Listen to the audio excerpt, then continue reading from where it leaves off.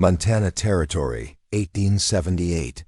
The mountain air carried whispers of disappointment and fading dreams as Charlotte Everett stepped down from the dusty stagecoach at Willow Creek Station. Her once elegant traveling dress, a soft lavender that had brightened. Her gray eyes now hung limp and travel-worn after the grueling journey from Philadelphia. Before we jump back in, tell us where you're tuning in from, and if this story touches you, make sure you're subscribed, because tomorrow I've saved something extra special for you. In her trembling hands, she clutched a daguerreotype of the man who had promised her a fresh start. Edward Morrison, a successful merchant who had described a thriving business and comfortable home waiting for her arrival. Before we continue with Charlotte's story, tell us where you're watching from. And if this tale of resilience touches your heart, make sure you're subscribed, because tomorrow's story might just change your perspective on life's unexpected turns. The settlement of Willow Creek sprawled before Charlotte like scattered wooden sentinels against the vast Montana wilderness. Rough-hewn buildings stood alongside more established structures, all dominated by the imposing Rocky Mountains that loomed in the distance. Unlike the crowded brick-lined streets of Philadelphia, this landscape seemed to stretch toward infinity, beautiful yet intimidating in its vastness. Charlotte adjusted her hat against the bright afternoon sun, her fingers nervously smoothing wrinkles from her travel-stained skirt as she scanned the faces gathered near the station. The letter she had read countless times, its creases now soft from handling, promised Edward would meet her precisely at 3 o'clock on this Thursday afternoon.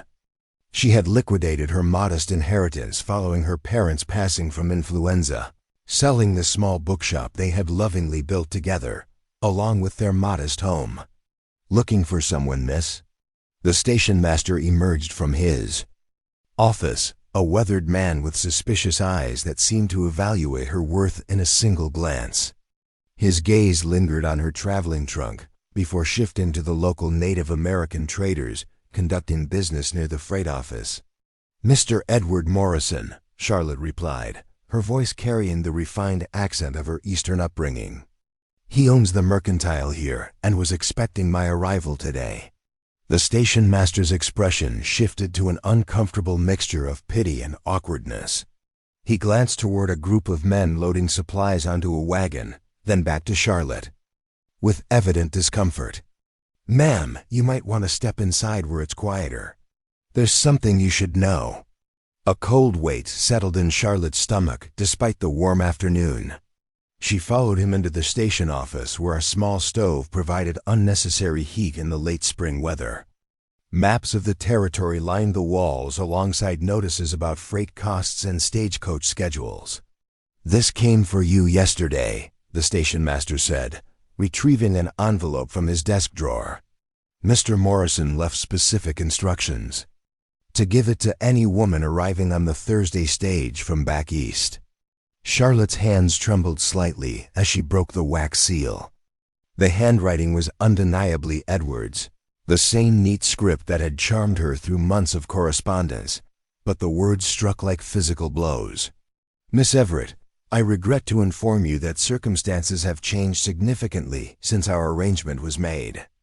My business has suffered unexpected setbacks, and I find myself unable to fulfill the promises I extended. The Territorial Bank has called in loans that have left me in a precarious position. I have been forced to sell the mercantile and relocate to Oregon Territory, where a distant cousin has offered employment. I have enclosed $15 for your return passage. Please accept my sincere apologies for any inconvenience." $15. The sum that represented her entire future barely covered half the cost of the returnee to Philadelphia, and certainly couldn't restore the life she had abandoned. Charlotte read the letter twice, her breath coming in short, controlled gasps as she fought to maintain her composure. "Ma'am?" The station master's voice seemed to reach her from a great distance. "You all right?" Charlotte straightened her shoulders, drawing upon the inner strength that had sustained her through her parents' deaths and the loneliness that followed. "Is there lodging available in town?" "Mrs. Hollister runs a boarding house just off Main Street," he said carefully. "Though I should mention it's $1.50 a night, and she's particular about, well, about the kind of guests she accepts." The implication was clear. A woman alone, abandoned by her intended husband, would face scrutiny and judgment. Charlotte had encountered such attitudes in Philadelphia, but never when she was this vulnerable, this far from anything familiar. She gathered her belongings and stepped back into the harsh afternoon light. Willow Creek's main street stretched before her, a dusty thoroughfare lined with businesses that seemed to regard her arrival with collective suspicion. The Native American traders she had noticed earlier were finishing their business, their presence adding another layer of unfamiliarity to her already overwhelming situation. The boarding house proved exactly what Charlotte feared, a narrow two-story building with a sharp-eyed proprietress who seemed to evaluate moral character with the same precision she counted money. Mrs. Hollister, a stern woman with iron gray hair pulled into a severe bun, listened to Charlotte's request with obvious disapproval. $1.50 a night, paid in advance, she stated curtly. "Meals are extra, and I don't tolerate visitors or improper behavior of any kind." Preparing and narrating. This story took us a lot of time, so if you are enjoying it, subscribe to our channel. It means a lot to us. Now back to the story. Charlotte counted out $3, watching her meager resources dwindle with each coin. "I'll need to stay several days while I arrange transportation." Mrs. Hollister's eyes narrowed. "Where exactly are you planning to go, miss?" "My circumstances have changed," Charlotte replied carefully. "I'm considering my options." "Well, see that you consider them quietly. This is a respectable establishment." The room Mrs. Hollister provided was barely larger than a closet, with a narrow bed, a chipped washstand, and a single window that overlooked an alleyway. Charlotte sat on the edge of the thin mattress and allowed herself precisely 1 minute of complete despair. Everything she had planned, every hope she had nurtured during the long journey west, had crumbled in the space of a single letter. But despair was a luxury she could ill afford. $15 would disappear quickly, and she needed to understand her situation more clearly before making any decisions. After washing away the travel dust as best she could with the tepid water provided, Charlotte ventured back onto Main Street to explore her limited options. Willow Creek revealed itself to be a community in transition.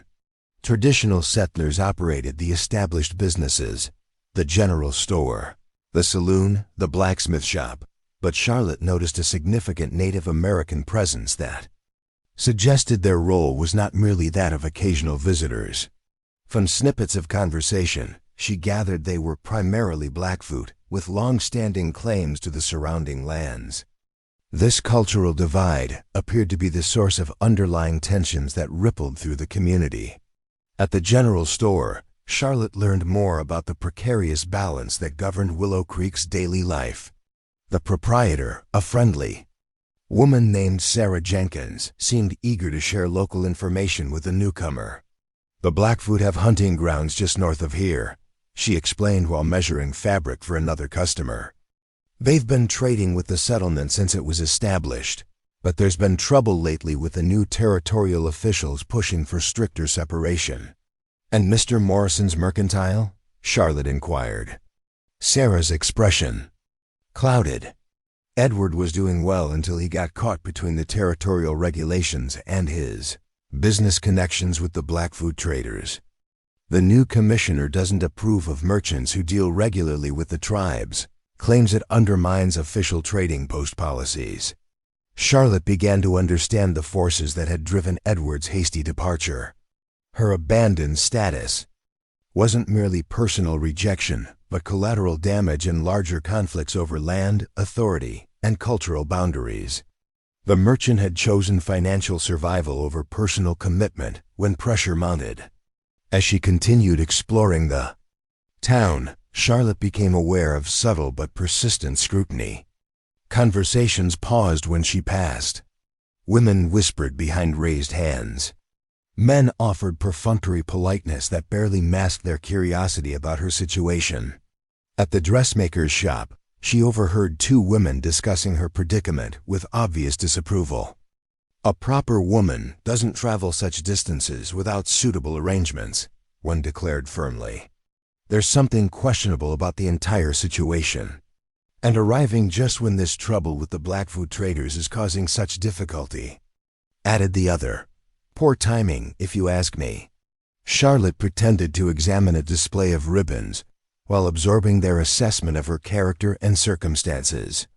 Their judgment stung, but it also revealed important information about the community's current tensions regarding the Blackfoot presence and trading activities.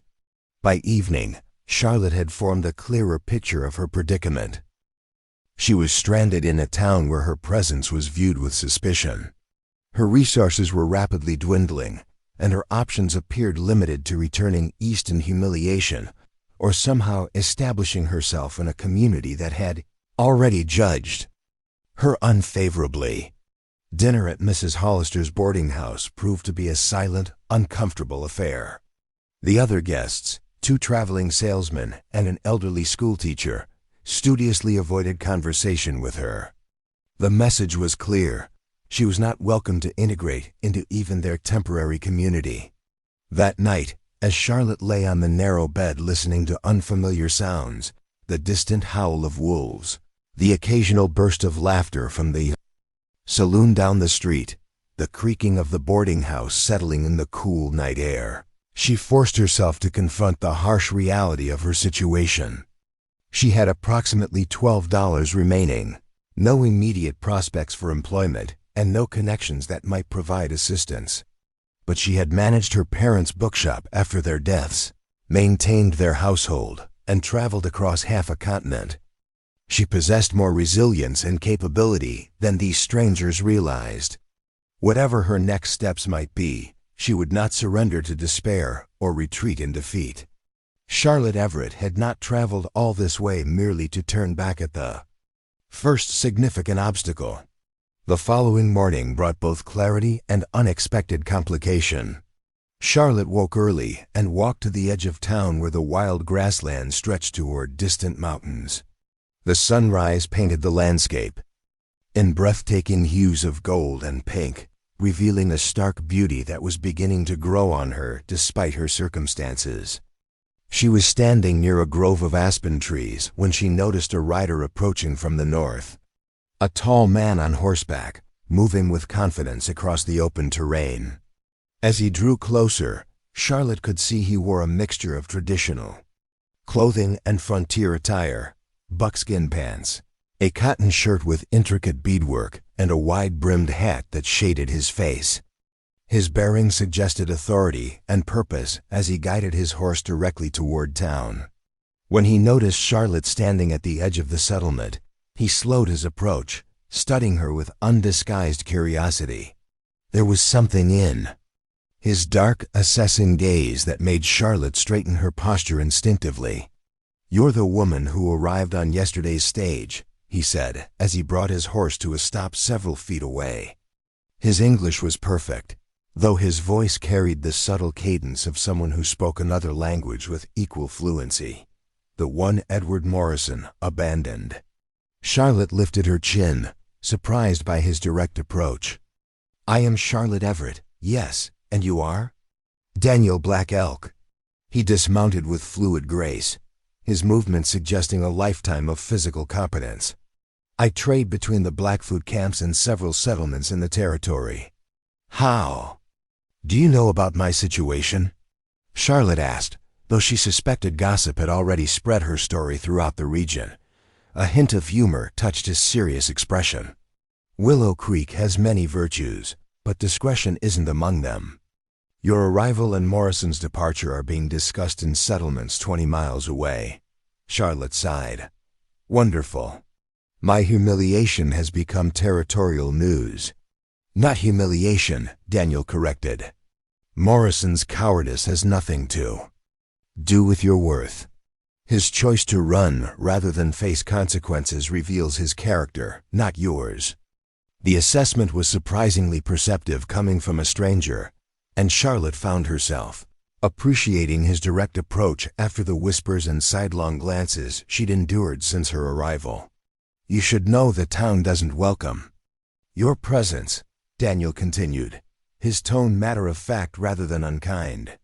"They believe you complicate an already difficult situation regarding trading rights and territorial policies." "So I've discovered," Charlotte replied, "though I fail to understand how my personal misfortune threatens anyone." "You represent change," Daniel said simply, "and change frightens those who benefit from existing arrangements." His companions exchanged words in their native language that Charlotte couldn't understand, their tone suggesting the need to continue their journey. Daniel nodded acknowledgement before turning back to Charlotte. "We must continue to town, but there are things you should understand about your situation here. Perhaps we will speak again." As Daniel Black Elk continued toward Willow Creek with his companions, Charlotte found herself intrigued by this man who had addressed her with straightforward respect, rather than pity or judgment. His perspective offered a different framework for understanding her circumstances, one that placed her situation within larger conflicts rather than focusing on personal inadequacy. Returning to the boarding house, Charlotte discovered that her brief interaction with the Blackfoot trader had not gone unnoticed. Mrs. Hollister intercepted her at the front door, her face flushed with disapproval. "Miss Everett, I feel compelled to advise you about maintaining appropriate associations while you're a guest in my establishment," she began sternly. "This is a respectable house, and I cannot have guests who fraternize with inappropriate individuals." "I spoke briefly with travelers on the road," Charlotte replied calmly. "I wasn't aware that conversation constituted fraternization." "Those were Blackfoot men," Mrs. Hollister said, as if this explained everything. "Given the current tensions in town, it would be wise for you to avoid any contact with them. It reflects poorly on your character and my establishment." Charlotte felt a surge of indignation at the woman's presumption. "My character is my own concern, Mrs. Hollister. As long as I pay your rates and follow your house rules, my conversations are not subject to your approval." The boarding house owner's face darkened. "Perhaps you should consider whether Willow Creek is the appropriate place for someone with your liberal attitudes towards social boundaries." The threat was clear. Charlotte was being warned to conform to local prejudices or face ejection from her only shelter. The conversation with Daniel Black Elk had somehow marked her as dangerous, aligning her with the very tensions that had driven Edward Morrison away. But rather than feeling intimidated, Charlotte discovered a growing determination to understand the forces that had shaped her circumstances. If her presence in Willow Creek was politically complicated, she needed to understand why. If her brief exchange with Daniel Black Elk had branded her as problematic, she would learn what that truly meant. The rejected mail-order bride was beginning to realize that her abandonment might have saved her from a life constrained by the prejudices that now threatened her temporary refuge. Whatever came next, it would be on her own terms, guided by her own judgment, rather than the expectations of those who would reduce her to either commodity or cautionary tale. The third day in Willow Creek brought unexpected developments that would transform Charlotte's understanding of her predicament.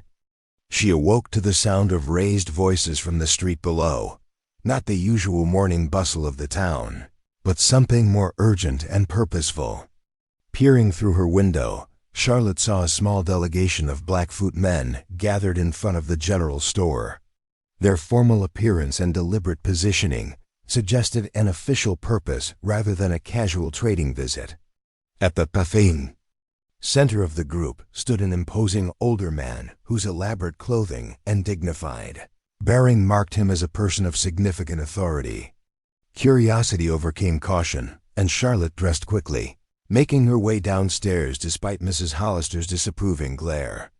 By the time she reached the street, a small crowd of townspeople had gathered at a respectful distance from the fiveless Blackfoot delegation. "That's Chief Running Stream," whispered a young woman standing near Charlotte. "He rarely comes to town himself. Something important must be happening." Charlotte watched as the town's mayor, a portly man named Wilson, emerged from his office to greet the delegation with obvious nervousness. The formality of the exchange suggested diplomatic protocol rather than casual business. As she observed the interaction, Charlotte became aware of someone watching her. Daniel Black Elk stood slightly apart from both groups, his attention fixed on her rather than the official meeting. When their eyes met, he nodded slightly and gestured for her to join him away from the gathering crowd. Charlotte hesitated, remembering Mrs. Hollister's warning, but her desire to understand the situation outweighed concerns about the boarding house owner's disapproval. She moved carefully through the onlookers until she reached Daniel's position, near the livery stable. "The territorial governor has issued new trading restrictions," Daniel explained without preamble. Chief Running Stream came to discuss how these policies will affect long-standing agreements between his people and Willow Creek merchants. "Does this relate to the problems that drove Mr. Morrison away?" Charlotte asked. Daniel nodded. Morrison was the largest trader of Blackfoot goods in the territory. When the new commissioner threatened to revoke his business license for excessive native commerce, he chose to flee rather than fight the regulations. The political complexity of the situation was becoming clearer. Edward Morrison hadn't merely abandoned her because of financial setbacks.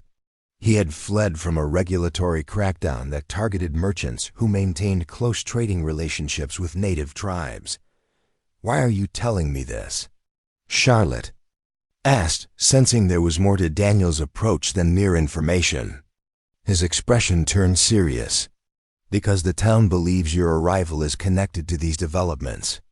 A woman appearing just as these trading restrictions are implemented has caused speculation about your true purpose here." "Speculation?" Charlotte repeated, baffled. "What possible purpose could they imagine?" "Some think you're a government informant sent to document illegal trading activities," Daniel said, the hint of a smile suggesting he found this theory absurd. "Others believe you're part of a missionary group planning to civilize the Blackfoot through conversion efforts." Charlotte would have laughed if the situation weren't so potentially dangerous for her. "I'm neither of those things. I'm simply a woman who made the mistake of trusting a man's promises." Daniel's dark eyes studied her with an intensity that should have been uncomfortable, but somehow wasn't. "I believe you.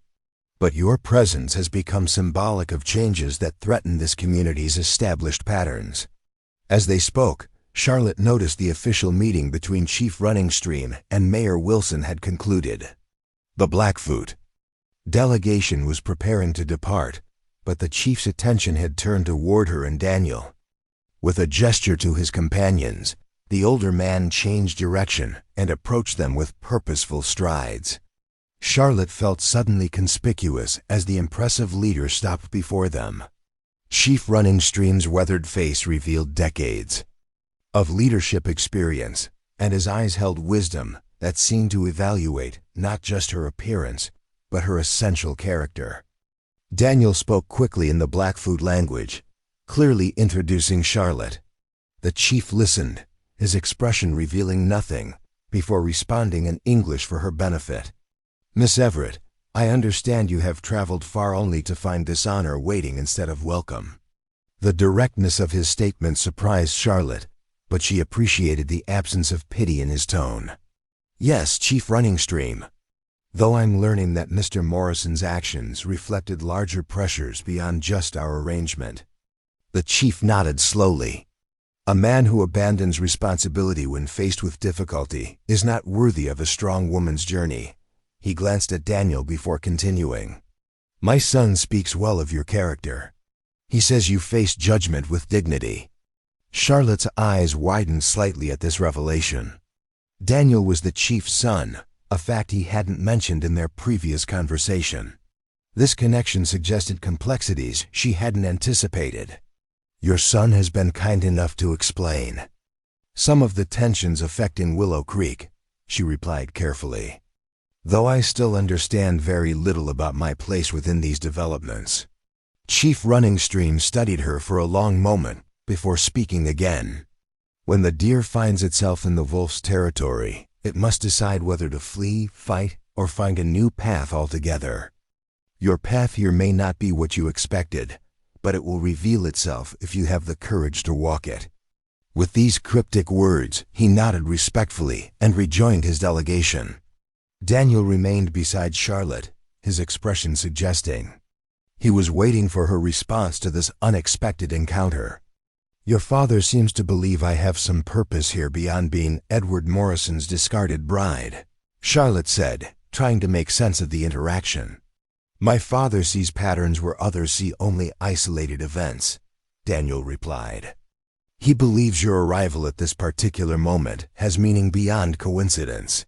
Before Charlotte could ask what meaning that might be, a commotion from the direction of the boarding house caught their attention.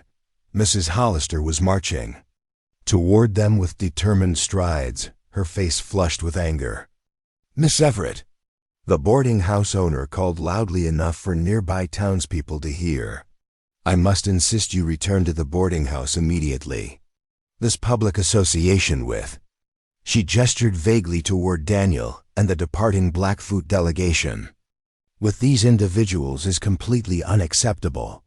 Charlotte felt a flush of embarrassment and anger at being addressed like a wayward child. "Mrs. Hollister, I'm engaged in a private conversation that doesn't concern you." "It concerns my establishment's reputation," the woman retorted.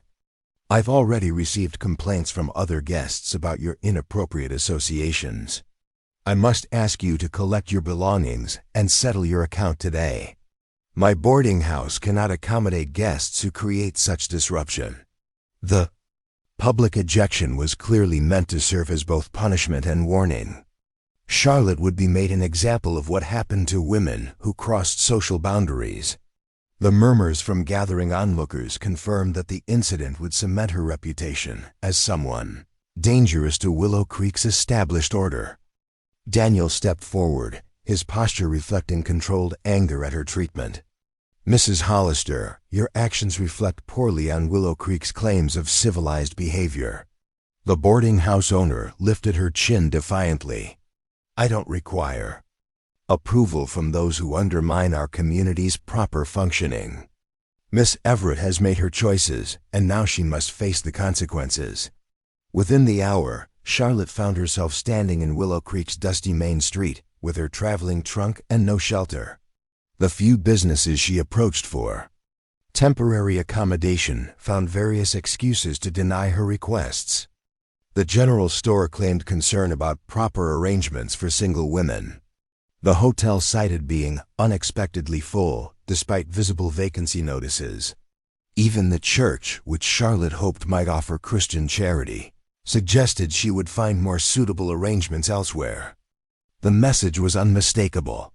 By speaking openly with Daniel and Chief Running Stream, Charlotte had aligned herself with the very forces that threatened Willow Creek's precarious social hierarchy. Her rejection was not merely about propriety, but about power and control.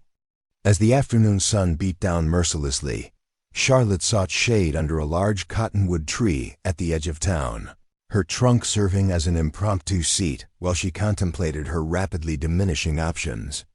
With just over $10 remaining, she couldn't afford to travel far, yet remaining in a hostile Willow Creek seemed increasingly dangerous. She was considering whether to attempt walking to the next settlement, when the sound of approaching hoofbeats drew her attention. Daniel Black Elk rode toward her, leading a second horse saddled for a rider. "I thought you might need transportation," he said as he dismounted. "The next stage doesn't arrive for 3 days." Charlotte looked at the offered horse with a mixture of gratitude and uncertainty. "Where exactly would I go?" Daniel's expression softened slightly. "There's a place you can stay temporarily. A ranch about 15 miles north of here, owned by a man named Michael Hawkins. He's what the townspeople call a boundary crosser, someone who doesn't abide by their strict separation between white and Blackfoot communities. And he would welcome a strange woman with no introduction?" Charlotte asked skeptically. "He would welcome someone I vouch for," Daniel replied. "Hawkins trades fairly with my people and doesn't concern himself with Willow Creek's prejudices. He's also been looking for help with his household since his housekeeper returned east last month." The offer represented both opportunity and risk. Accepting Daniel's assistance would further cement her reputation as someone who had chosen sides in a conflict she barely understood. Yet remaining in Willow Creek had become impossible, and her resources wouldn't support travel to a larger settlement. "Why are you helping me?" Charlotte asked directly. "We're strangers to each other." Daniel considered her question seriously before answering. "Because you faced rejection with dignity instead of desperation. Because you spoke to me and my father as equals rather than curiosities. And because Hawkins's ranch sits on what was once a sacred meeting place for my people, a place where different paths have always converged." Charlotte weighed her options quickly. She could attempt to find another settlement and hope for better reception, though her dwindling funds made that increasingly risky. She could try reaching out to the territorial authorities, though Daniel's explanation suggested they might be the source of current tensions rather than their solution. Or she could accept this unexpected offer and discover where this new path might lead. The rejected mail-order bride had come west seeking a new beginning. Perhaps this was it, just not in the form she had anticipated. "I accept your help," Charlotte said, rising from her trunk. "Though I should warn you that my horseback riding skills are limited to occasional Sunday outings in Philadelphia parks." A hint of amusement touched Daniel's serious expression. "This mare is gentle and patient, much like you'll need to be when you meet Michael Hawkins." As they secured her trunk to Daniel's horse and prepared for the journey north, Charlotte became aware of watching eyes from Willow Creek's businesses. Her departure with Daniel Black Elk would complete her transformation from unfortunate, abandoned bride to willful boundary crosser in the town's collective judgment. Yet as they rode away from the settlement that had rejected her, Charlotte felt an unexpected lightness. The path ahead was uncertain, but for the first time since stepping off the stagecoach, she was moving toward possibility rather than retreating from failure. Whatever awaited her at Michael Hawkins's ranch, it represented her choice rather than someone else's rejection. The rejected mail-order bride had discovered that abandonment might actually be the beginning of her story rather than its tragic conclusion. Montana Territory, 1878. The mountain trail unfolded before Charlotte like a ribbon of uncertainty as she followed Daniel Black Elk toward what he promised would be temporary sanctuary. Each mile that separated her from Willow Creek seemed to strip away another layer of the life she had planned, leaving her both terrified and strangely exhilarated by the blank canvas her future had become. "We'll reach Hawkins Ranch before sunset," Daniel said, pointing toward distant foothills where the grasslands gradually surrendered to pine forests. The property covers nearly 2,000 acres, mostly grazing land for cattle, though Michael keeps horses as well. Charlotte adjusted her position in the saddle, grateful for the gentle nature of the mare Daniel had provided. "What exactly does Mr. Hawkins know about me?" "That you're capable, educated, and in need of temporary lodging," Daniel replied simply. "Michael doesn't require elaborate explanations. He judges people on their actions rather than their circumstances." As they rode, the landscape transformed from open prairie to rolling hills dotted with aspen groves and small creeks. Charlotte found herself drawn to the wild beauty surrounding them, so different from Philadelphia's ordered parks and gardens. Here, nature dictated the terms of existence rather than human preferences. "That ridge marks the boundary of Hawkins land," Daniel explained as they crested a small hill in late afternoon. Below them stretched a valley cradled between protective slopes, a natural sanctuary where a cluster of buildings formed the heart of the ranch. Cattle grazed in distant pastures, and smoke curled from the chimney of a substantial log home. As they approached, Charlotte noticed details that spoke of both prosperity and practicality. The main house was larger than she expected, constructed of massive pine logs with a wraparound porch and multiple chimneys. Nearby stood a barn, bunkhouse, and various outbuildings arranged with efficient purpose. Well-maintained fences and organized equipment suggested a mind that valued order. A tall figure emerged from the barn as they entered the main yard. The man who approached moved with the unhurried confidence of someone completely at home in his surroundings.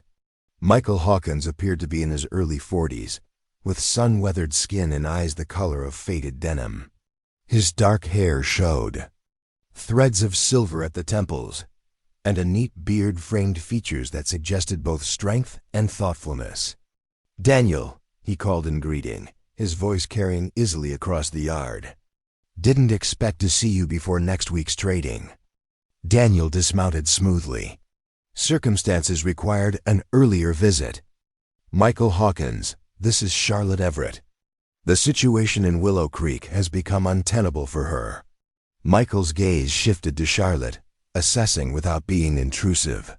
He stepped forward and offered a hand to help her dismount. "Miss Everett, welcome to Hawkins Ranch."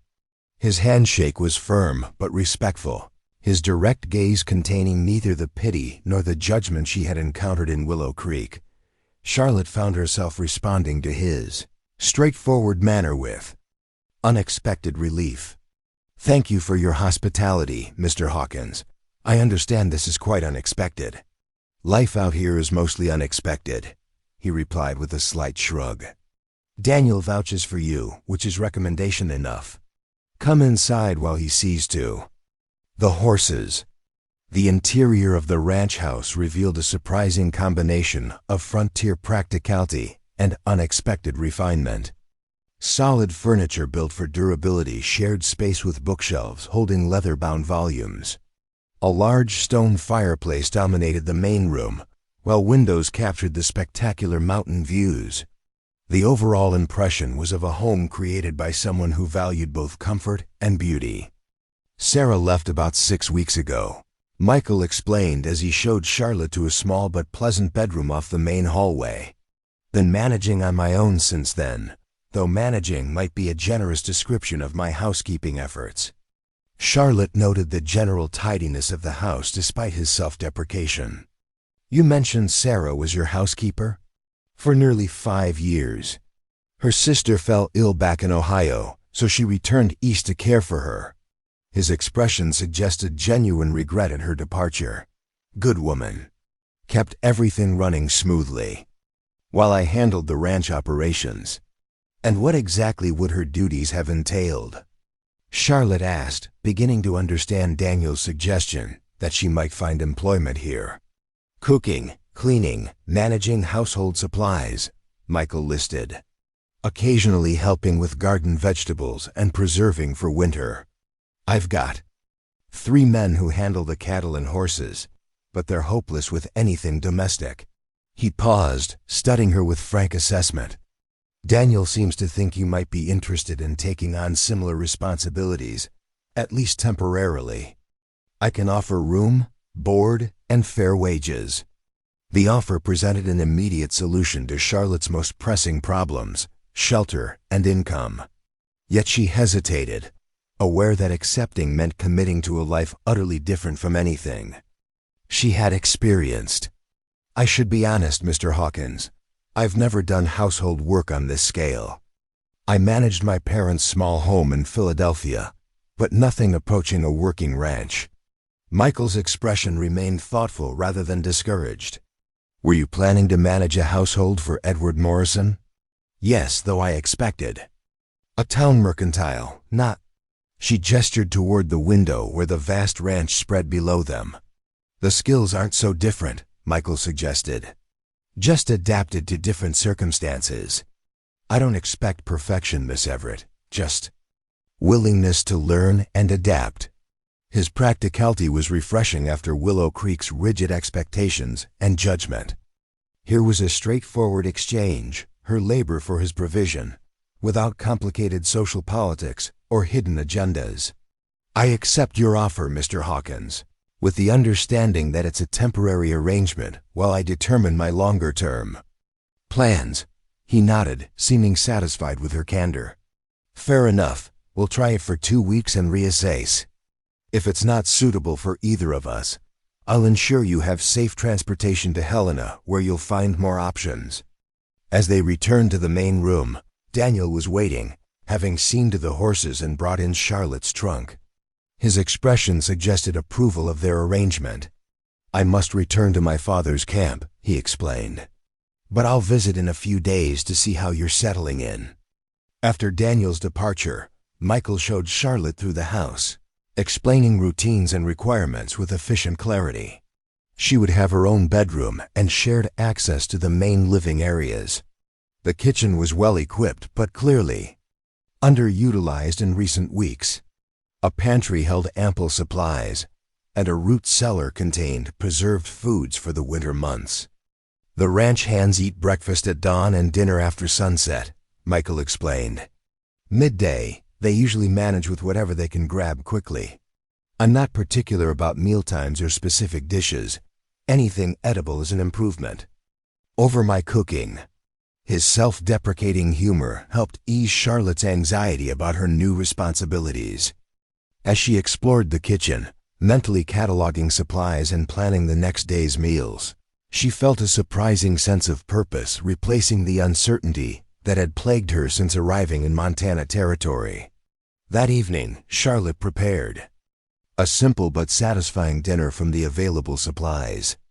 As they ate, Michael asked practical questions about her journey west and her experiences in Philadelphia, carefully avoiding the sensitive topic of her abandonment by Edward Morrison. My parents owned a bookshop, she explained in response to his question about her background. After they passed from influenza 3 years ago, I continued operating it until Morrison's letters offered a different future, Michael finished when she hesitated. No shame in seeking new opportunities, Miss Everett. Charlotte, please, she corrected. If I'm to be your housekeeper, the formality seems unnecessary. He nodded. Charlotte then. And I'm Michael to everyone except the tax assessor. His easy acceptance helped diminish the sting of rejection she had carried since reading Edward's letter. Here, her worth seemed measured by her present actions rather than her past disappointments or future potential. May I ask why Daniel believed you would welcome a stranger into your home? Charlotte inquired as they finished their meal. Especially one who had created such controversy in Willow Creek. Michael's expression turned thoughtful. I've known Daniel since he was a boy. His father, Chief Running Stream, helped me establish this ranch when territorial officials would have preferred pushing the Blackfoot further north. We've maintained a relationship of mutual respect and fair trading since then. He paused, seeming to consider how much to reveal. As for Willow Creek's controversies, I've had my share of disagreements with town policies. They prefer clear separation between settlers and the Blackfoot. I find such artificial boundaries counterproductive. So you're something of an outcast yourself, Charlotte observed. A smile touched his bearded face. Let's say I value independence over conformity. This land has existed for centuries before white settlement. I see no reason why it can't accommodate multiple approaches to living. Charlotte began to understand why Daniel had brought her here. Michael Hawkins represented a different model of frontier existence, neither the rigid separation advocated by territorial officials nor the complete rejection of change that some native leaders preferred. He had created something unique that honored both traditions while forging a new path. As she prepared for sleep that night in the small bedroom that would now be hers, Charlotte reflected on the extraordinary turn her journey had taken. The mail-order bride rejected by town prejudice had found unexpected sanctuary with a man who existed comfortably in the boundary spaces between cultures. Whatever came next would be unlike anything she had imagined when boarding that stagecoach. In Philadelphia, the following days established a rhythm that Charlotte found unexpectedly satisfying. She rose early to prepare breakfast for Michael and the ranch hands, 3 capable men named Thomas, James, and Luz, who treated her with respectful appreciation for her cooking skills. During daylight hours, she focused on bringing order to a household that had clearly suffered from Sarah's departure. Evenings were spent preparing dinner and increasingly in conversation with Michael as they discussed books, territorial politics, and the complex relationship between settlers and native peoples. On her fourth day at the ranch, Charlotte discovered the library, a small room off the main living area that contains several hundred volumes, ranging from practical guides on animal husbandry to classical literature and poetry. The collection revealed a mind far more cultivated than the average frontier rancher. My father was a professor of literature before he caught gold fever in '49. Michael explained when he found her examining the books that evening. These were his. When the gold didn't materialize, he turned to ranching instead. Said raising cattle was more predictable than mining, though considerably less exciting. He seems to have passed on his love of reading, Charlotte observed, noting the well-worn condition of many volumes. Winter nights are long in Montana Territory, Michael replied with a shrug, though his eyes reflected genuine appreciation for the books. Reading passes the time and exercises the mind when snow makes prisoners of us all. Charlotte had begun pulling out volumes that needed repair, a skill she had developed in her parents' bookshop. With your permission, I could mend some of these bindings. I noticed several need attention. Michael studied her with increased interest. You have bookbinding skills? Basic repairs, yes. My father taught me to restore damaged volumes when I was quite young. He gestured toward the collection with obvious pleasure. Consider it part of your duties then. These books deserve proper care. As the first week progressed, Charlotte found herself settling into ranch life with surprising ease. The household responded well to her organizing efforts, and the satisfaction of creating order from chaos provided a sense of accomplishment she hadn't anticipated. More surprisingly, she discovered she enjoyed the physical nature of the work, the tangible results of labor that left her pleasantly tired at days, and rather than mentally exhausted from column ledgers and customer negotiations. On the 8th day, Daniel Black Elk returned as promised.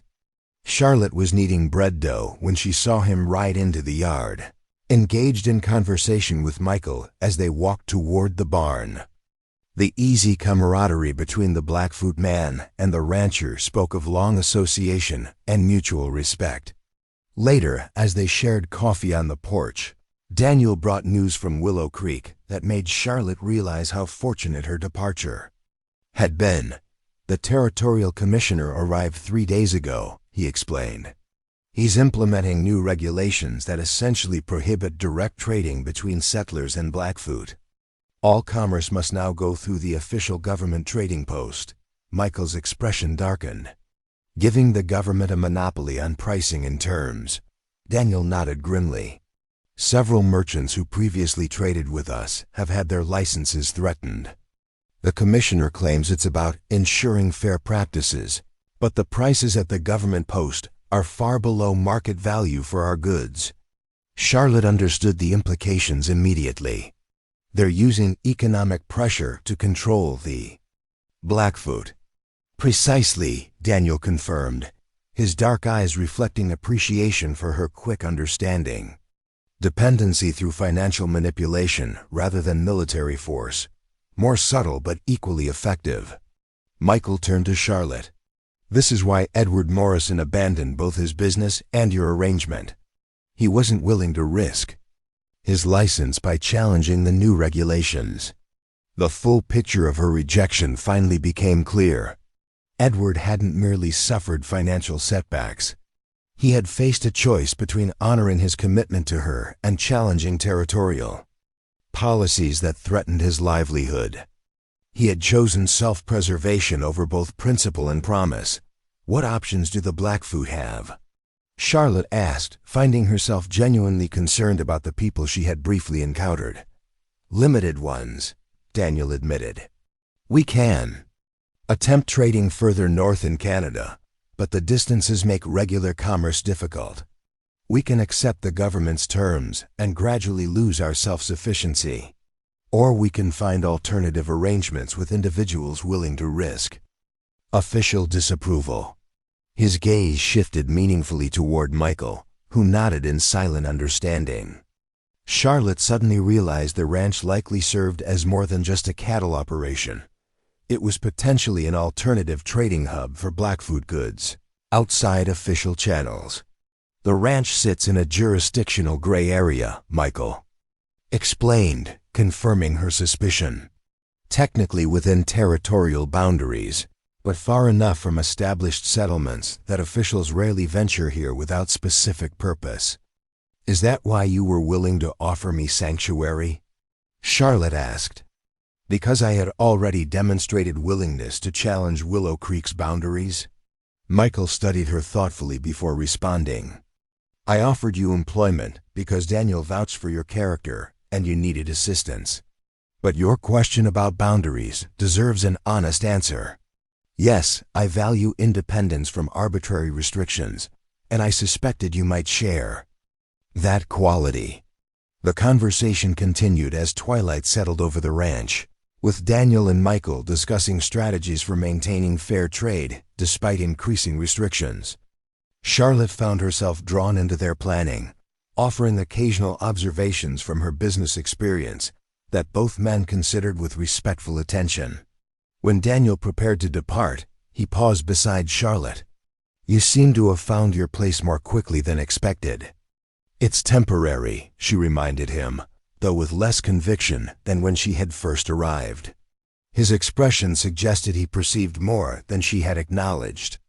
Some places have a way of claiming those who belong there, regardless of their original intentions. The following days brought increased activity to the ranch as autumn approached.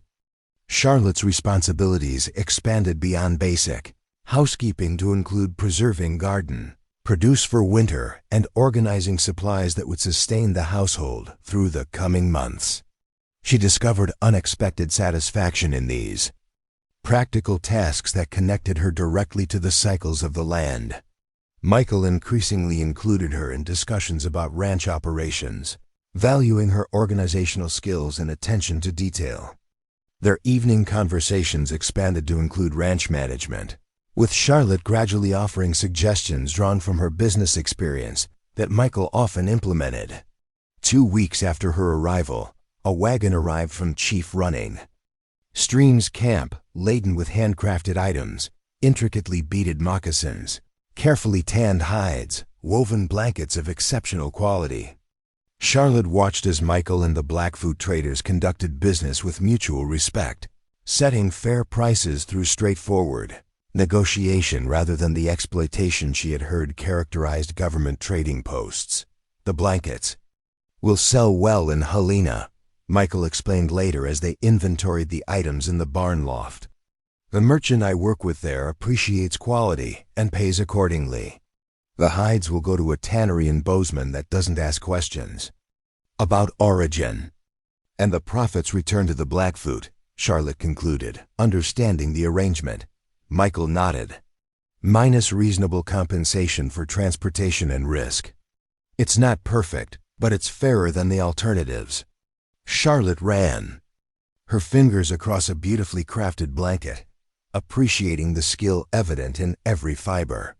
These deserve to be valued properly. Most things do, Michael agreed, his gaze shifting from the goods to Charlotte herself, including people who journey west only to find their original plans transformed by circumstance. The comment hung between them, neither question nor declaration, but something that acknowledged the changing nature of her temporary position. 3 weeks had passed since her arrival, well beyond the 2-week trial period they had initially agreed upon. I should probably discuss my continued employment, Charlotte said carefully. The trial period has concluded. Michael leaned against a support beam, studying her with thoughtful consideration. Are you planning to leave? The direct question required an equally direct answer. I haven't been planning anything beyond each day's tasks, she admitted, which itself is rather telling. Then perhaps it's time we discussed a more permanent arrangement. His tone remained practical rather than emotional. Your work has significantly improved ranch operations. The house functions properly, the accounts are better organized than they've ever been, and you've demonstrated considerable skill in managing both people and resources. Charlotte felt a surge of pride at his assessment, yet something in his expression suggested he was leading toward a different conclusion than mere continued employment. The ranch needs more than a housekeeper, Michael continued. It needs a partner who understands both the practical operations and the values that guide them. Someone who can see beyond conventional boundaries to the possibilities that exist in this unique place. Charlotte's breath caught as she realized the direction of his thoughts. Mr. Hawkins, Michael, he corrected gently. Michael, she amended. Are you suggesting something beyond an employer-employee relationship? He straightened, facing her directly. I'm suggesting that you consider whether this place might offer the future you were seeking when you traveled west. Not as a mail-order bride, fulfilling someone else's expectations, but as an equal partner in building something meaningful. The proposal wasn't wrapped in romantic declarations or emotional appeals. It was presented as a practical partnership between two capable individuals who had discovered mutual respect and shared values.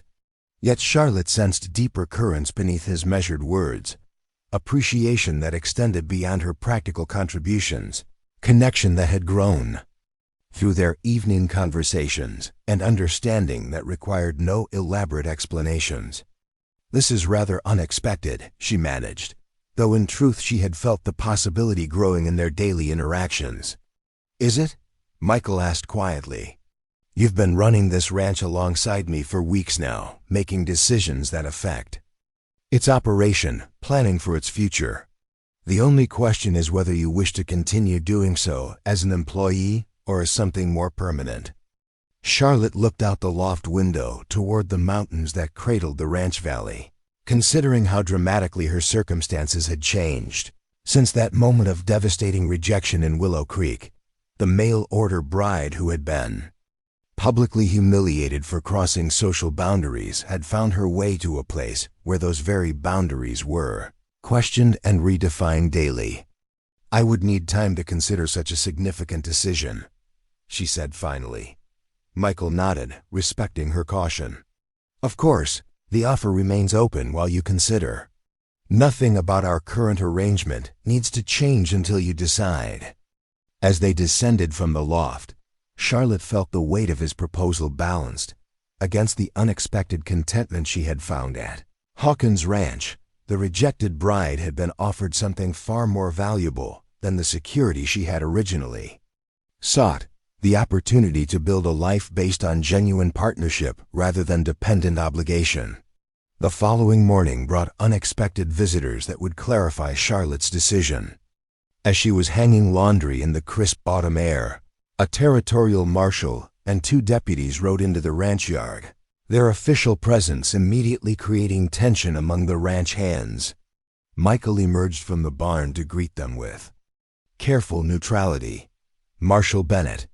What brings you to Hawkins Ranch? The marshal, a heavy-set man with cold eyes and a perpetual frown, remained mounted as he surveyed the property with obvious suspicion. Official business, Hawkins. We've received reports of illegal trading activities bypassing the authorized government posts. Charlotte continued hanging laundry, keeping her movements natural while positioning herself close enough to hear the conversation. The marshal's gaze drifted toward her, his expression showing momentary surprise at finding a well-dressed woman on the remote ranch. And who might this be?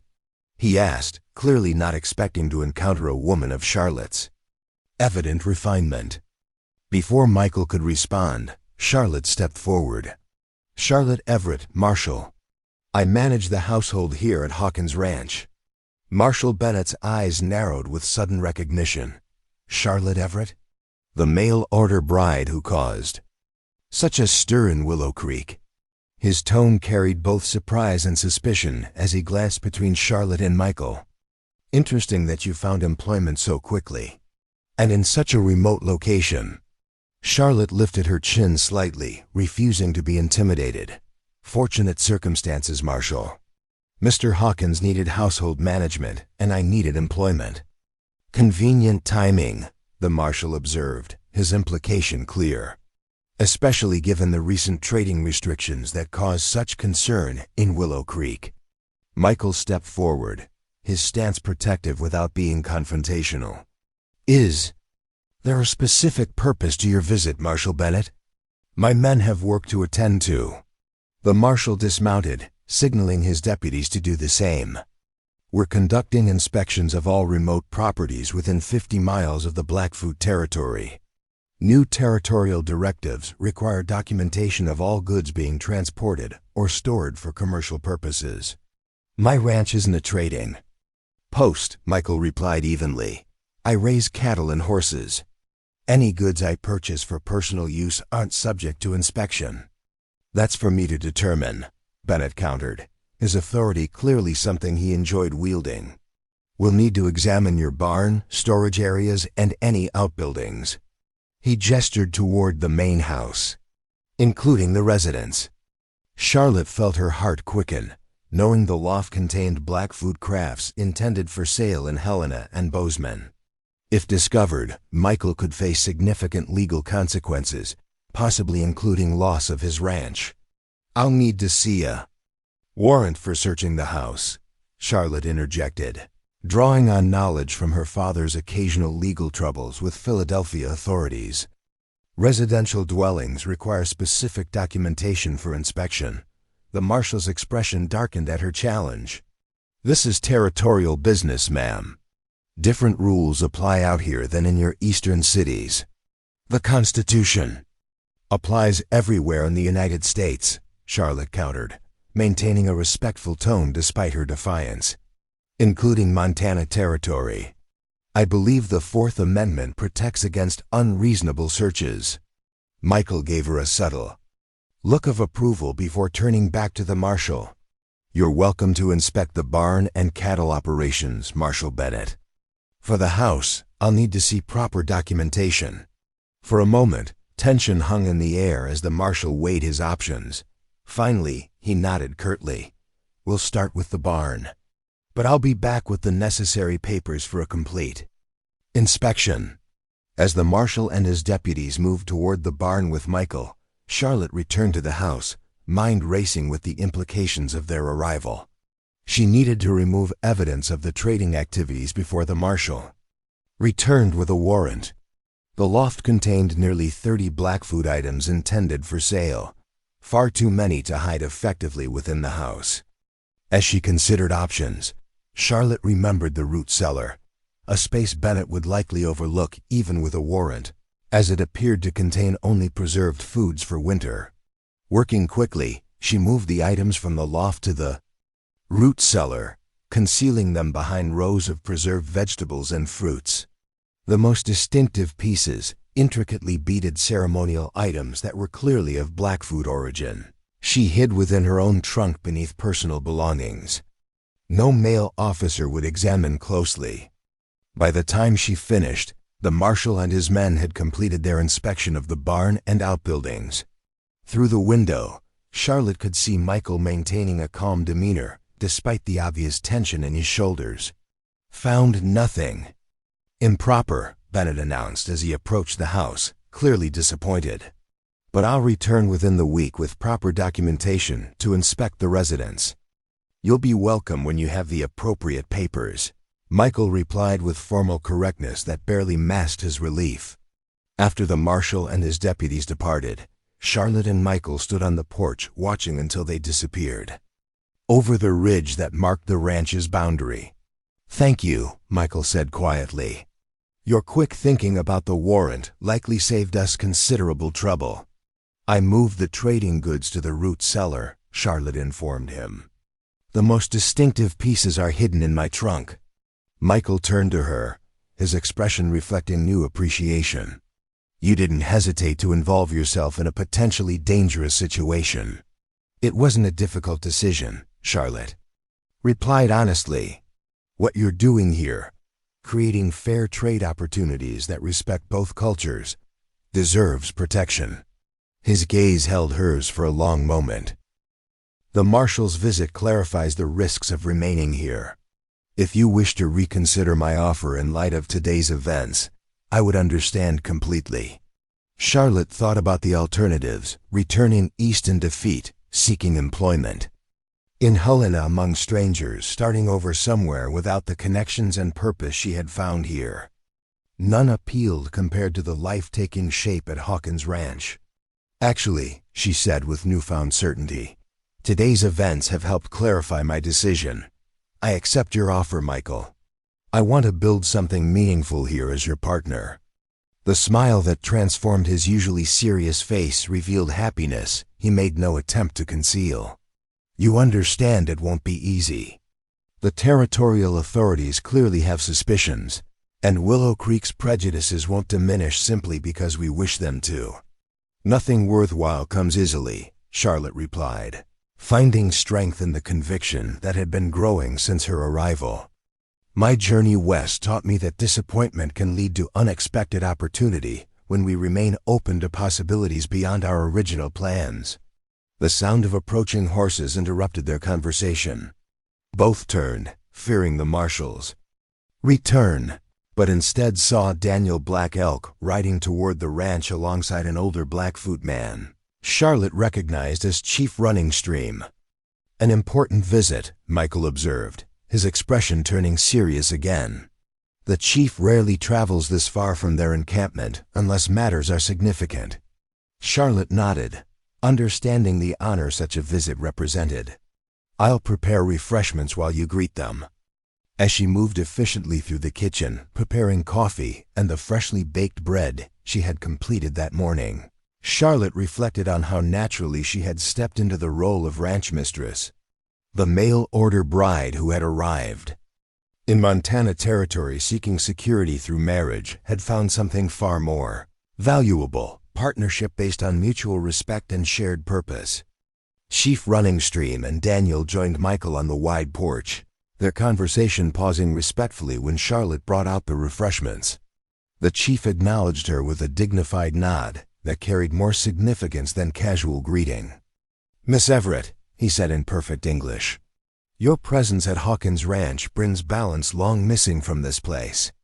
The observation, coming from such an astute leader, carried weight beyond mere politeness. Charlotte inclined her head. In response, honored by his recognition. "The balance benefits me as well, Chief Running Stream. I found purpose here I didn't anticipate when I traveled west." Daniel translated her words for his father, though Charlotte suspected the chief understood more English than he revealed to outsiders. The older man's response, delivered in his native language, made Daniel smile slightly before translating. "My father says the woman who accepts redirection in her path often finds her true destination rather than the one she originally sought." The wisdom resonated deeply with Charlotte's experience. Her rejection in Willow Creek had actually been redirection toward something far more meaningful than her original plans. Michael gestured for everyone to be seated as he addressed the chief. "What brings you to Hawkins Ranch today?" "I sense more than a social visit." Chief Running Stream spoke at length in his native tongue, his expression grave as Daniel translated. "The Territorial Commissioner has ordered all Blackfoot bands to register with government agents by the end of autumn. Each family must document their possessions, trading activities, and movements throughout the territory. Those who refuse will be considered hostile and subject to military enforcement." Michael's expression darkened. "Registration is the first step toward reservation placement. They're creating paper justification for future land seizures." The chief nodded, clearly aware of the implications. "Many of our people will resist registration, seeing it correctly as surrender of sovereignty. But resistance without alternatives leads to conflict we cannot win through force. What alternatives do you seek?" Charlotte asked, intuiting the purpose behind their visit. Daniel answered directly. "We need expanded trading networks beyond territorial control. Places where our people can exchange goods for fair value without government interference. You want to formalize the arrangement we've been developing, Michael concluded. Establish Hawkins Ranch as a recognized trading hub for Blackfoot goods. Chief Running Stream responded with dignity that required no translation. The future he envisioned clearly involved cooperation between cultures rather than separation or domination. Such an arrangement would bring increased scrutiny, Michael observed. Marshal Bennett already suspects unauthorized trading activities here. It would also bring protection, Daniel countered. My father proposes a formal alliance. Hawkins Ranch would receive Blackfoot recognition as protected territory, a designation that carries significant meaning among all the northern tribes. Charlotte understood the extraordinary nature of this proposal. You're suggesting a blend of both worlds, using traditional Blackfoot protection concepts within the framework of territorial commerce. Chief Running Stream studied her with evident approval before speaking again, his words measured and deliberate as Daniel translated. The woman sees clearly. The old boundaries between our peoples no longer serve either side. We must create new paths that honor both traditions while building something stronger than either alone could achieve. Michael glanced at Charlotte, clearly including her in this momentous decision. This would change everything about the ranch's operations. We would become a true cultural crossroads, neither fully part of settler society nor Blackfoot tradition, but something unique. Isn't that what we've already been creating? Charlotte asked quietly. A place where different approaches can coexist and strengthen each other. Her use of we wasn't lost on either Michael or their visitors. Chief Running Stream nodded with satisfaction, while Daniel's expression suggested he had anticipated this development from the moment he had brought Charlotte to the ranch. There is wisdom in embracing what has already begun to grow, the chief observed through Daniel's translation. This place has always held special significance for my people. Before white settlement, it served as neutral ground where different bands could gather in peace.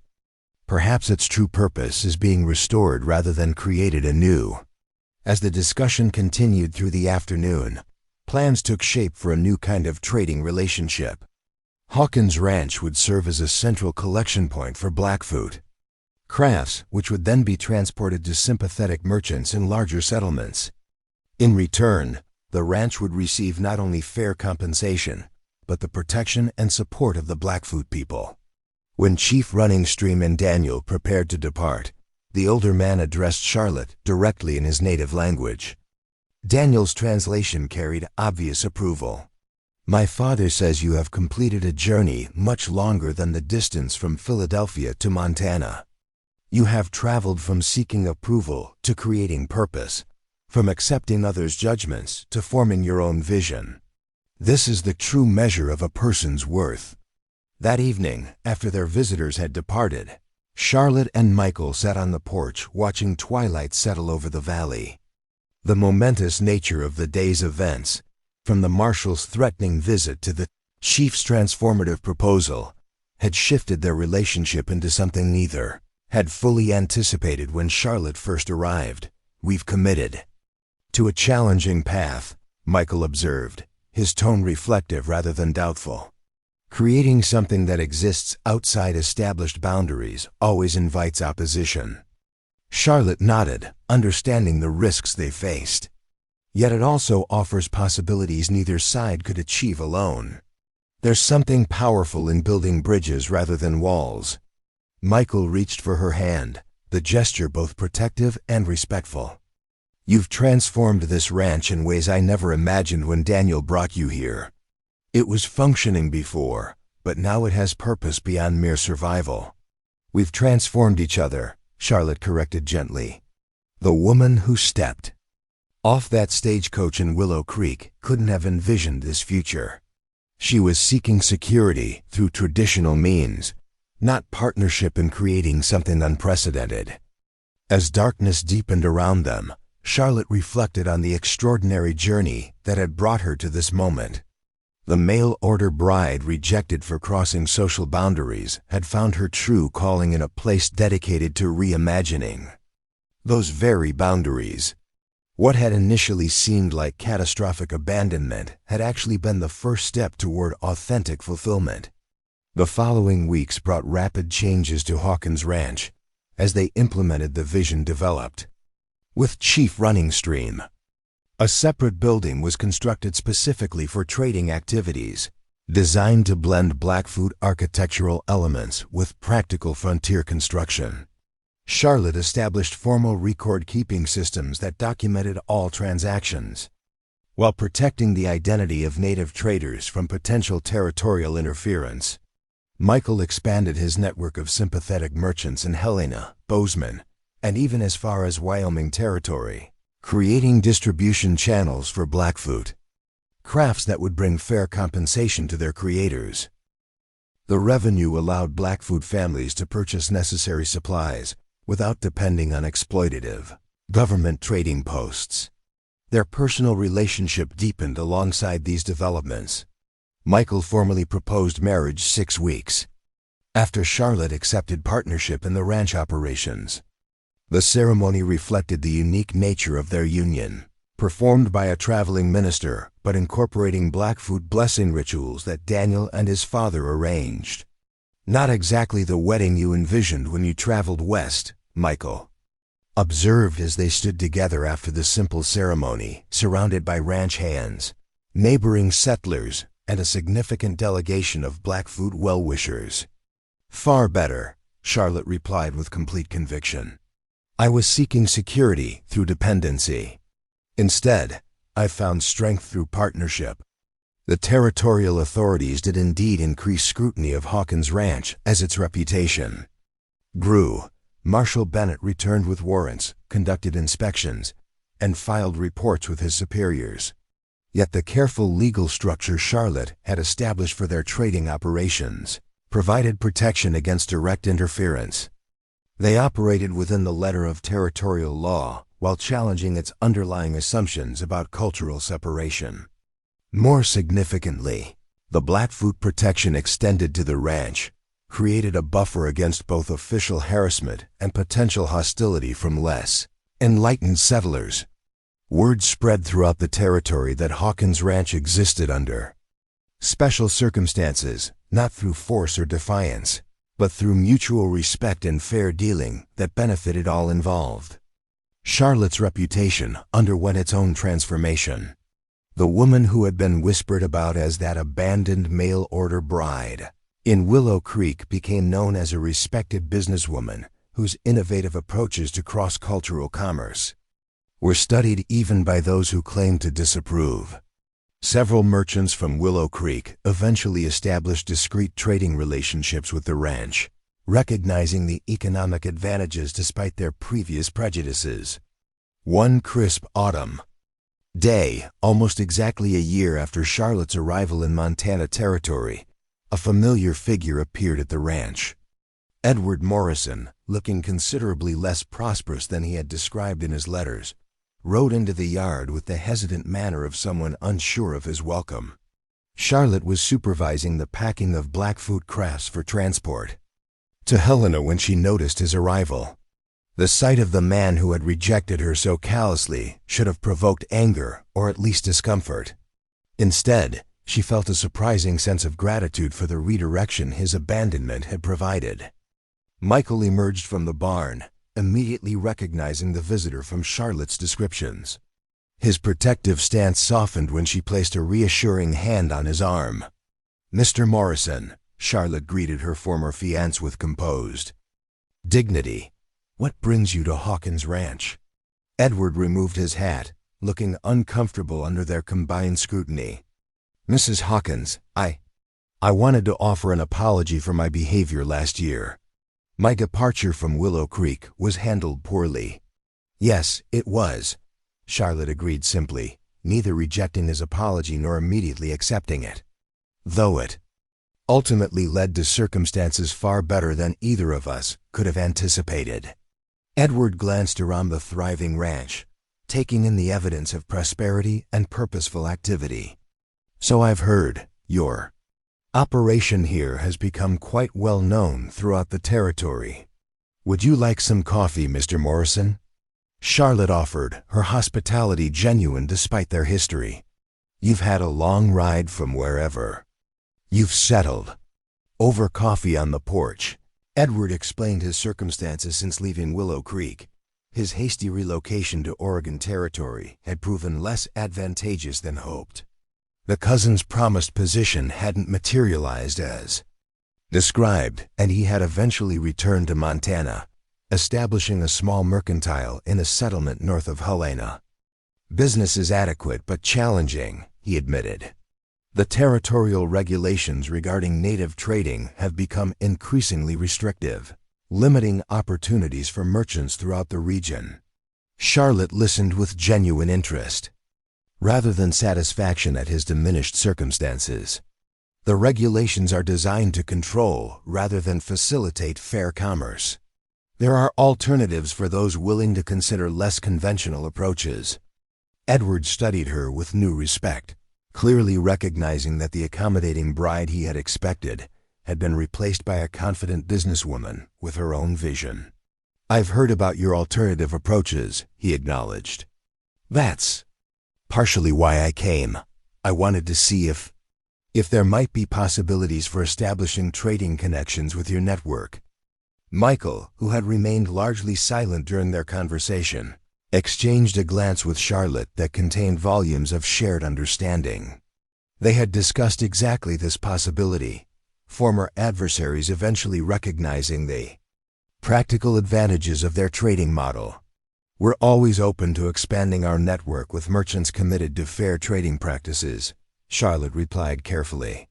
Though our partners must demonstrate consistent ethical standards in all their business dealings. The implication was clear.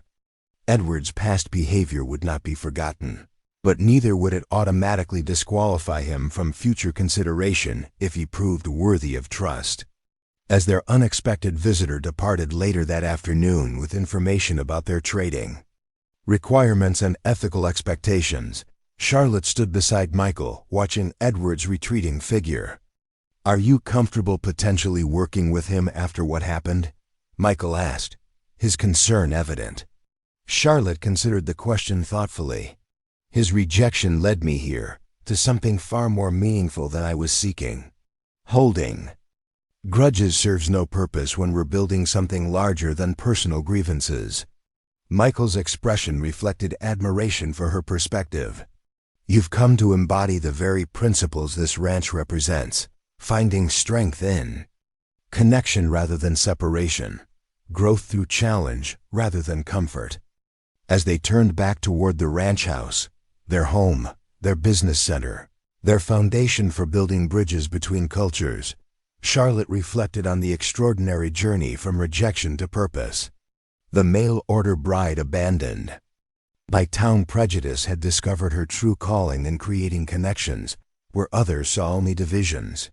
The territorial commissioner still believes we're undermining proper order, Charlotte observed with a smile that contained both amusement and determination. He doesn't understand that we're actually creating a new kind of order, one that honors differences while building something stronger through cooperation. Michael nodded, his arm protective around her shoulders as they surveyed the ranch. That had become a symbol of possibility throughout the territory. Most lasting changes begin with what others consider disruption. The mail-order bride rejected by town conventions has helped create a model that may eventually transform those very conventions. In the distance, a group of Blackfoot traders approached the ranch, their arrival representing the continuing fulfillment of Chief Running Stream's vision for cooperative exchange. Charlotte moved forward to greet them, no longer the uncertain woman desperate for acceptance, but a confident creator of new possibilities.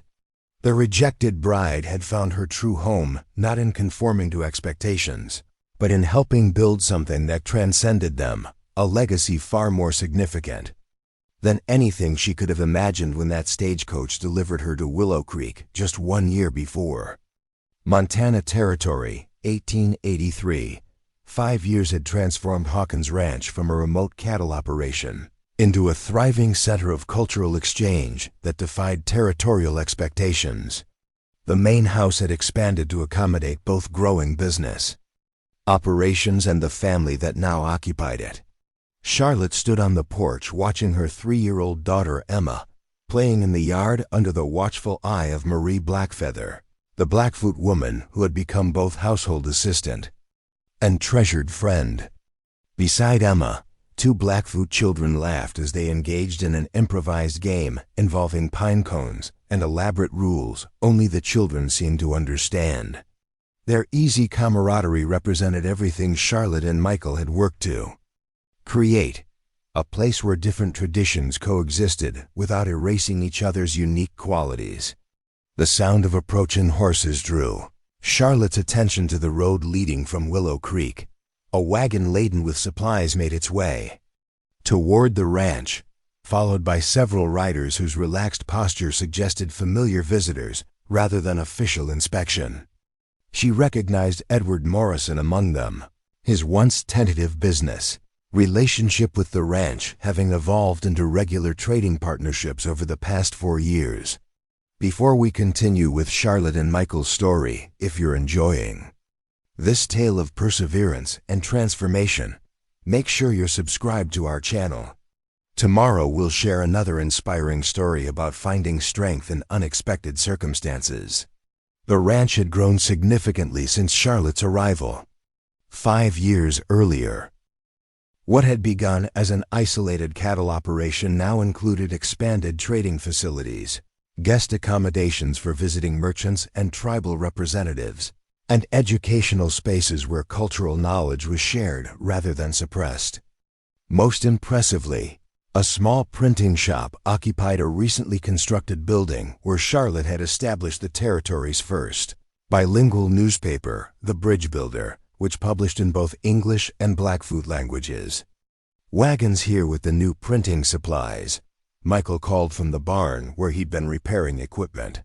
He joined Charlotte on the porch, wiping his hands on a cloth as he surveyed the approaching visitors. "Looks like Edward brought additional merchants with him this time." Charlotte nodded, noting the unfamiliar faces accompanying their former adversary-turned-business associate. The Helena Consortium must have sent representatives. They've been expressing interest in expanding their trade networks. The transformation in their relationship with Edward Morrison reflected the broader changes Charlotte and Michael had fostered throughout the territory.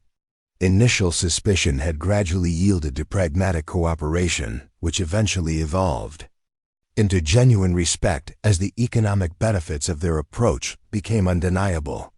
Edward now served as their primary distribution contact in Helena, coordinating with merchants who recognized the quality and uniqueness of Blackfoot crafts.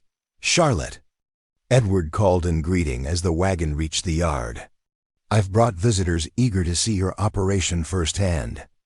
The territorial legislature is considering revisions to the trading regulations, and these gentlemen have been appointed to the advisory committee." Charlotte exchanged a meaningful glance with Michael. Legislative reform had been their goal. For years, moving territorial policy away from restrictive separation toward regulated cooperation between cultures. If committee members were visiting Hawkins Ranch, it suggested their model was being considered as a potential template. "Welcome to Hawkins Ranch," Charlotte greeted the visitors as they dismounted. "We're honored by your interest in our trading practices." The most distinguished-looking visitor, a silver-haired man whose tailored clothing spoke of Eastern refinement, stepped forward with obvious curiosity. "Mrs. Hawkins, I'm Senator James Harrison from Washington. Your innovative approach to cross-cultural commerce has caught the attention of federal authorities seeking solutions to trading conflicts throughout the Western territories." Charlotte maintained her composure despite her surprise at hosting such a high-ranking official.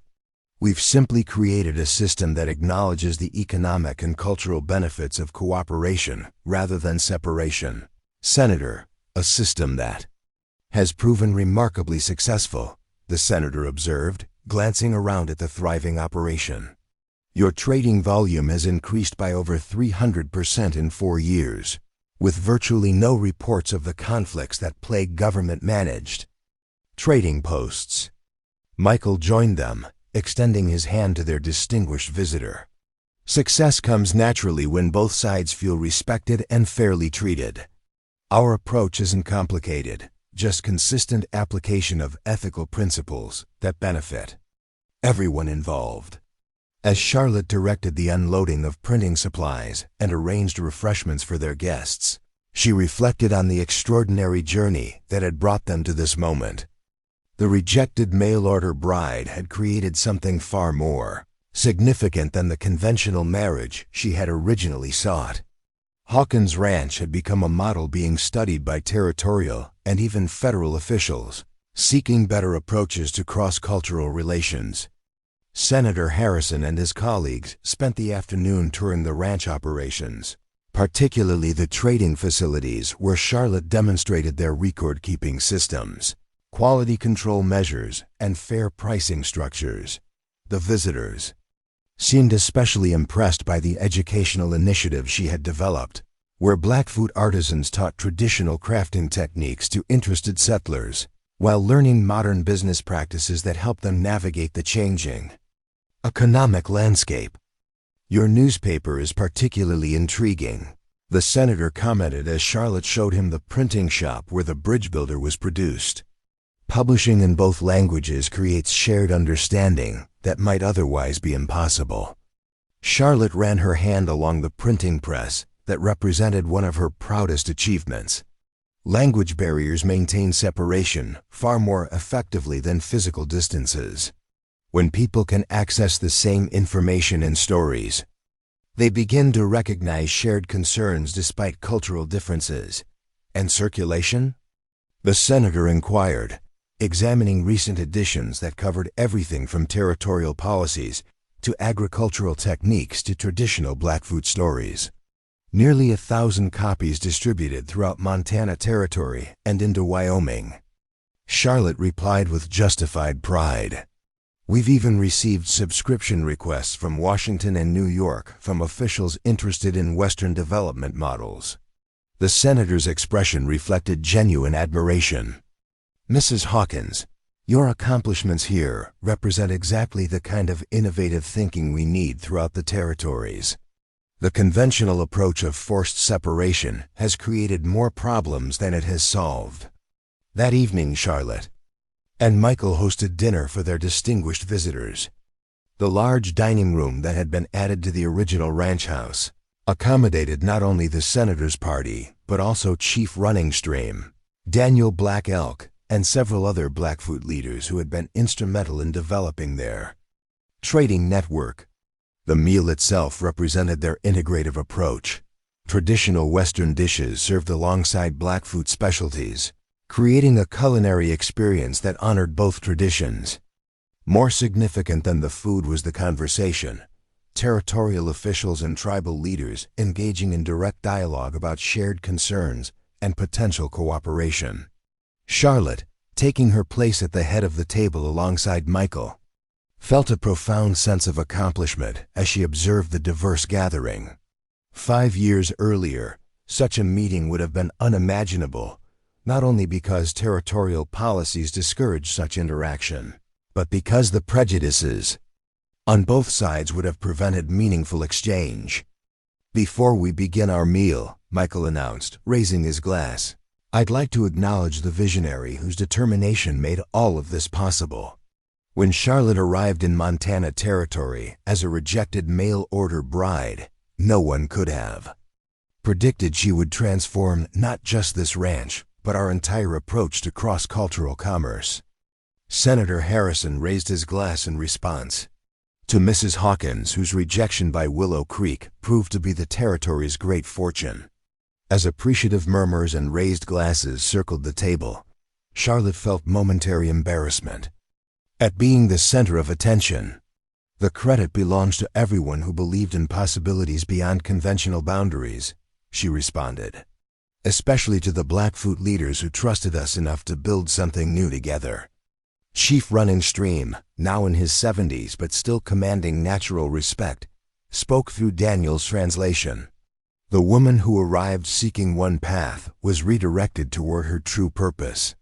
This is how the spirits often work, using apparent misfortune to guide us toward greater destiny.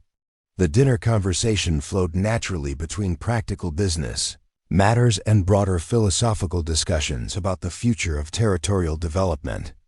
Charlotte observed with satisfaction how Michael engaged with both officials and tribal leaders, his natural diplomatic skills creating bridges between different perspectives. Their partnership had deepened over the years, each complementing the other's strengths while supporting individual growth. After their guests retired to the guest accommodations, Charlotte and Michael walked together under the brilliant Montana stars, taking a moment to absorb the significance of the day's events. Senator Harrison mentioned proposing federal legislation based on our trading model. Michael noted, his arm comfortably around her shoulders. What began as a desperate attempt to create fair opportunities for the Blackfoot could potentially influence Indian policy throughout the Western Territories. Charlotte nodded, still processing the implications. It's humbling to think our approach might help other communities avoid the conflicts we've worked to resolve here. Not just our approach, Michael corrected gently. Your vision, Charlotte.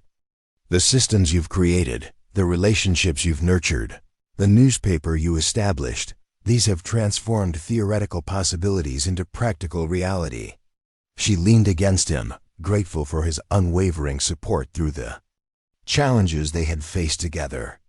I sometimes wonder what would have happened if Edward had actually met me at that stagecoach as promised. Would I have recognized the limitations of what I was seeking, or would I have settled into the very conventions we've spent years challenging?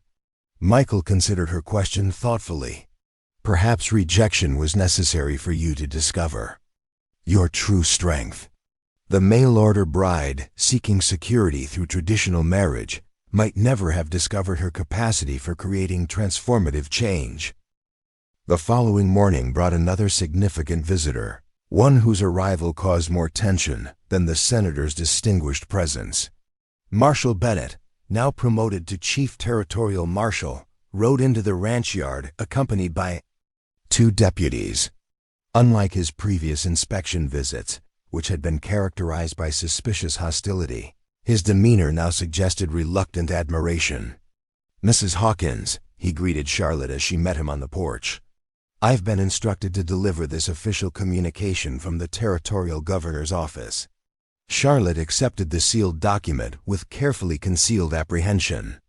Despite their growing acceptance throughout the territory, they still faced opposition from officials who preferred strict separation between settler and native communities. Breaking the seal, she scanned the contents quickly, her expression shifting from concern to surprise as she absorbed the governor's message. Is this accurate, Marshal Bennett? She asked, passing the letter to Michael, who had joined her. The marshal nodded, his former antagonism notably absent. Governor Stevens has appointed you to the Territorial Advisory Committee on Indian Affairs. The first woman, and certainly the first with your unique perspective on cross-cultural relations. Michael finished reading the document, his face reflecting pride mingled with concern. This appointment will require regular travel to Helena for committee meetings, along with continuing oversight of your trading operations, Marshal Bennett added, his tone making it clear that official scrutiny would remain despite this recognition. The governor values your practical experience but expects compliance with all territorial regulations. Charlotte nodded, understanding both the opportunity and the challenges this appointment represented. Please convey my appreciation to Governor Stevens. I'm honored by his confidence and committed to contributing constructive perspectives to the committee's work. After the marshal departed, Charlotte and Michael shared the news with Daniel Black Elk, who had arrived for their regular planning meeting. His reaction reflected both pride and pragmatic assessment. This appointment creates unprecedented opportunities, Daniel observed. No territorial committee has ever included someone who genuinely understands and values Blackfoot perspectives. It also places Charlotte in a delicate position, Michael noted, advocating for progressive policies while maintaining credibility. With traditional officials requires careful balance. Charlotte considered both perspectives as she contemplated her new responsibilities. What matters is using this position to ensure Native voices are genuinely heard in territorial decision-making. I may be the first with this opportunity, but my goal is creating pathways for direct Blackfoot representation in the future. The appointment accelerated changes that had been gradually evolving at Hawkins Ranch. Charlotte's regular travel to Helena required restructuring of responsibilities, with Daniel taking increased leadership in trading operations and Michael managing the ranch's expanding educational initiatives alongside cattle operations.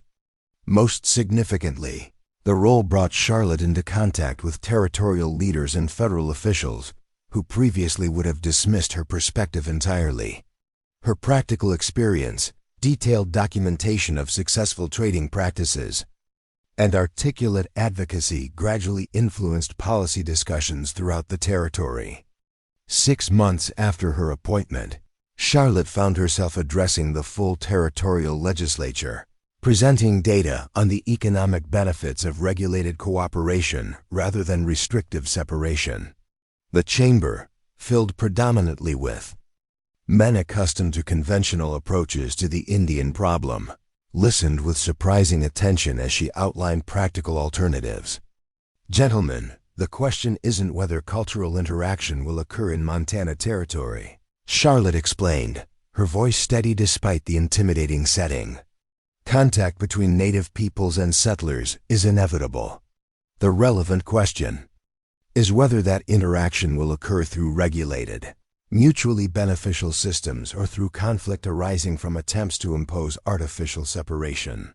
She presented detailed financial records from Hawkins Ranch trading operations, demonstrating how their approach had increased economic activity throughout the region while reducing conflicts that previously required expensive military intervention. Fair commerce creates natural incentives for cooperation, she continued. When both parties benefit from exchange, they develop practical reasons to resolve differences peacefully rather than through confrontation. Senator Harrison, who had remained a powerful advocate since his visit to the ranch, rose to support her presentation. Mrs. Hawkins demonstrates not merely theoretical possibilities, but practical success, implementing approaches that benefit all territorial residents. Her model deserves serious consideration as we develop policies that will shape Montana's future development. The debate that followed revealed both entrenched resistance and growing openness to innovative approaches. Charlotte fielded questions with knowledgeable precision, neither defensive when challenged, nor triumphant when supported.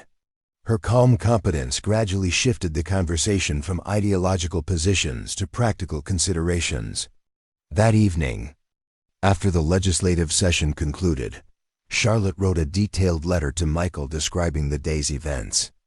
Their separation during her committee responsibilities had proven challenging, but had also strengthened their appreciation for their partnership.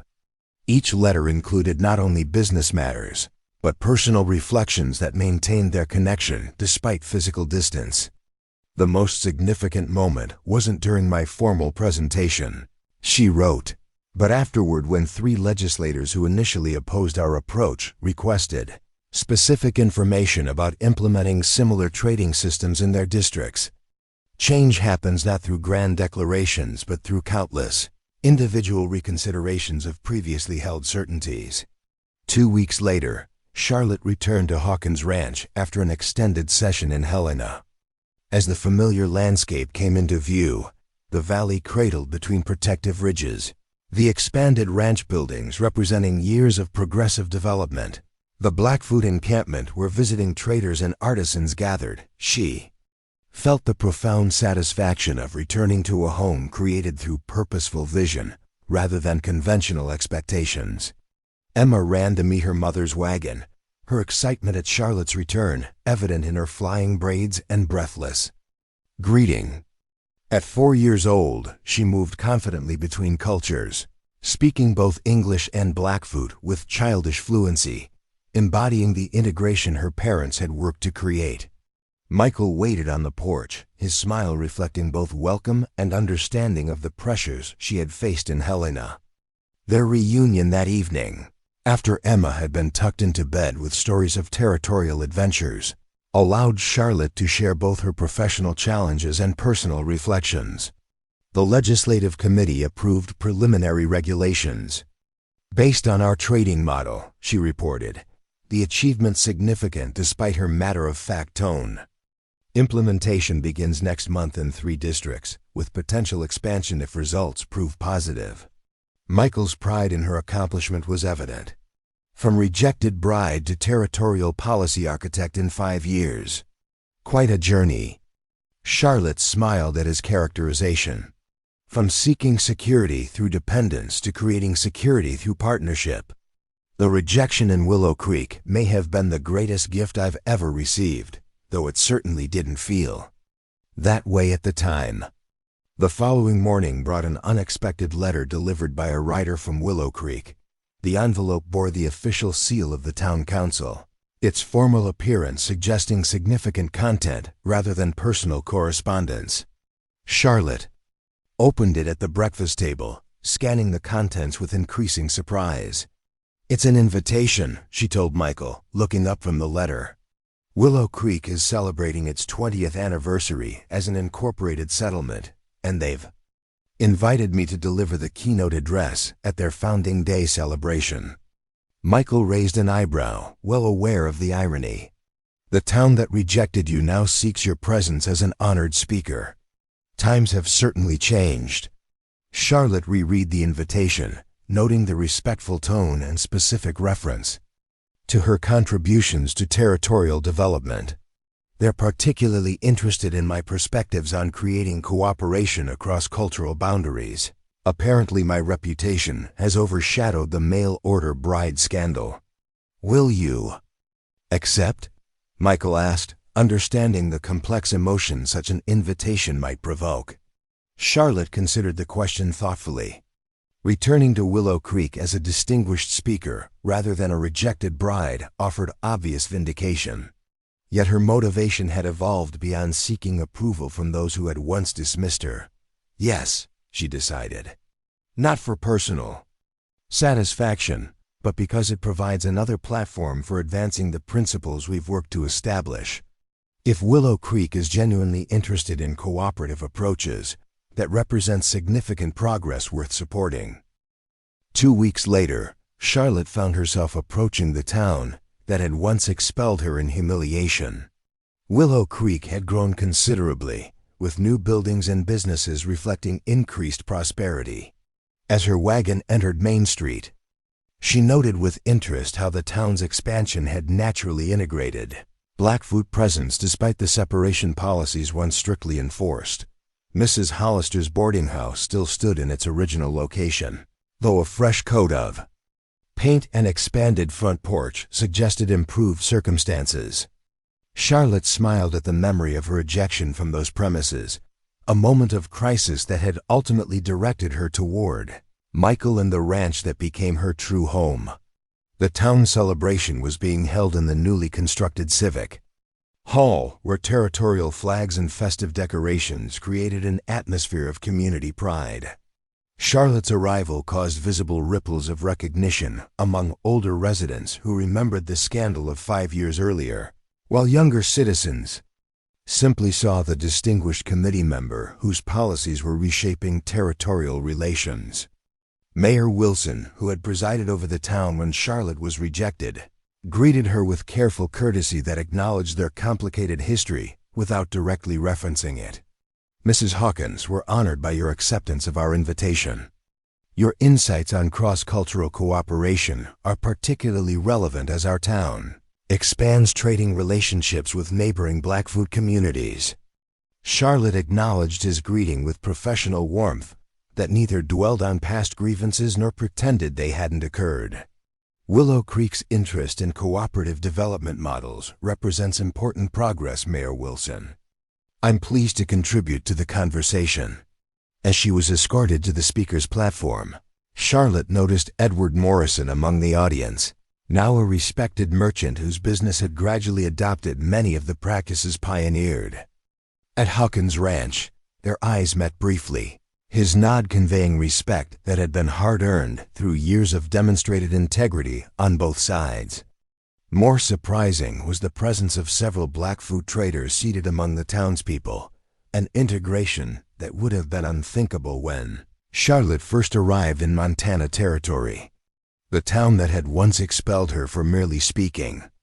With Daniel Black Elk now welcomed Blackfoot community members at its official celebration. When Mayor Wilson introduced her to the assembled citizens, his remarks reflected how dramatically perceptions had evolved. Our keynote speaker today has transformed territorial approaches to cross-cultural commerce through innovative models first developed at Hawkins Ranch. Her appointment to the Governor's Advisory Committee acknowledges expertise that has brought economic benefits throughout Montana Territory. Please welcome Mrs. Charlotte Hawkins. Standing before the community that had once rejected her, Charlotte felt no desire for vindication of past wrongs.